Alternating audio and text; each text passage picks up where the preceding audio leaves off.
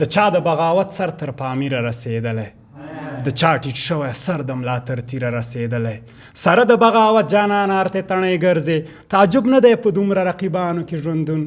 او چې پټ نه شو د چا مخ ته په دوو ګوتو لمر آخر هم برابر شو هغه سر او د غره سر اورمه ترنم په الله مزد شیخان دربار ته دې راغلي دي د لرې مریدان او ته چېرته یې جانانه ګل کسونو ته راځه د کلي هغه دنګو چینارونو ته راځه چې څرنګه په لمر پسې د لمر ګلونه اوړي دا ستا مخه ور مخ پسې بلها مخونه اوړي شوېتتې عینو د مخ څېرې در پسې ترکې نور چوي له انتظار زړونه وزارې در پسې ترکې اشنا بویه چې لاړ یوسف مخی درنه جوړ شو یو سرک په غرونو پاتې لمر مخی درنه جوړ شو تتمشه تر منزله ستا د لارې مشالونه رانشه درته دا سپوږمۍ او ستوري کږلېچونه او منو چې دلته اوسپنه ایمان دي ټکر شوي سوځل د رقیب سر او زما سر په سر شوي مري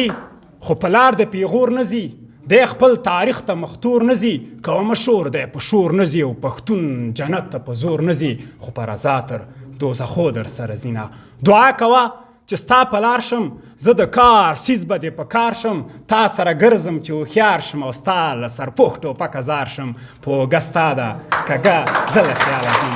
په اوږه ستا ده کږه زه له خیاله ځم یو غزل وایم خپل چې د دې وطن د هر یو ځوان کیسه ده هیلې مړې دي په ارمان کې ژوند دی په سور انګار باندې پیبله ګرځه له دې نه سخت افغانستان کې ژوند دی اوس د ښوونځي او پوهنتون فارغان ترې لاره ورکه بیابان کې ژوند دی پورته تلل سخته ده په ځمکه غورځي لکه اوښکه په ګریوان کې ژوند دی او منیر هوتکه ژبه سمه خوځه او رښتیا ویونکو په زندان کې ژوند دی په دغه بیتونو ورسره مخکښه کومه چې په سل رنګه زاریو منتونو به دې غواړي چې خواته یې نږدې کړي نو هوا پکې پیدا شي او دا کوم خلک چې ما له ځان شړلي ورته وایه بیا هلته دې رادرومي چې وفا پکې پیدا شي ډېره زیاته مننه د شیبه باران مشاعره د هرې جمعې په ورځ 2 بجې وروسته له غرمې ترسره کیږي د ګډون او معلوماتو لپاره د شمېرې سره اړیکه ونیسئ 0